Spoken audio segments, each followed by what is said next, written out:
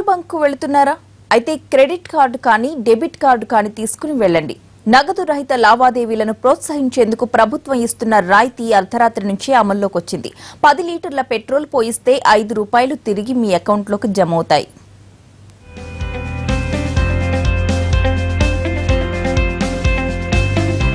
పెద్ద నోట్ల రద్దు తర్వాత క్యాష్లెస్ ట్రాన్సాక్షన్ ను ప్రోత్సహించేందుకు కేంద్ర ప్రభుత్వం ప్రోత్సాహకాలను ప్రకటించింది.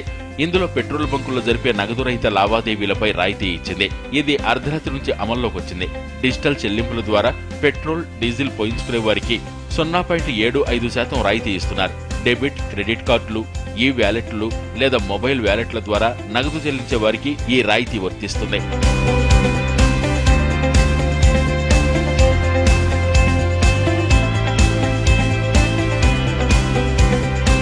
లీటర్ పెట్రోల్ పై 49 పైసలు, లీటర్ డీజిల్ పై 41 పైసలు రాయితీగా ఇస్తున్నారు.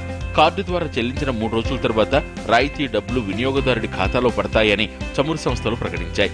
ఇది ఎంతో కొంత లాభదాయకమైన నిర్ణయమేనంటున్నారు వినియోగదారులు.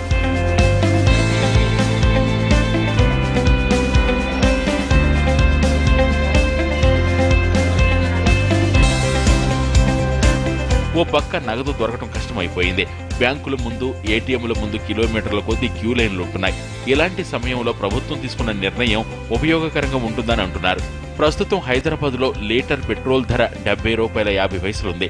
అంటే లీటర్ పెట్రోల్ డిజిటల్ పేమెంట్ ద్వారా పోయిస్తే 50 పైసలు తిరిగి వాహనదారుడి అకౌంట్లో జమ అవుతాయి. 41 పైసా 100 రూపీస్కి మైనస్ అవుతుంది ఇండియన్ ఆయిల్ నుంచి. దాని ప్రకారంగా నాకు లెక్క చూసుకుంటే ₹1000 నేను కార్డ్ స్వైప్ చేస్తే ఆటోమేటిక్గా 41 రూపీస్ నాకు మైనస్ అవుతుంది అనమాట. నాకు యాడ్ అవుతుందని లెక్కే కదండి. అది మంచిదే, నాకు మంచి విషయం అది.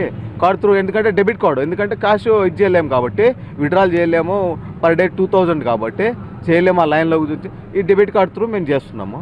ప్రాబ్లం లేదు, బాగానే ఉంది. మాకు ప్లస్ 41 రూపీస్ యాడ్ అవుతుంది కదా, మాకు సంతోషం అది. ముఖ్యంగా రవాణాపైనే ఆధారపడి జీవిస్తున్న వారికి ఈ నిర్ణయం మేలు చేయనుంది.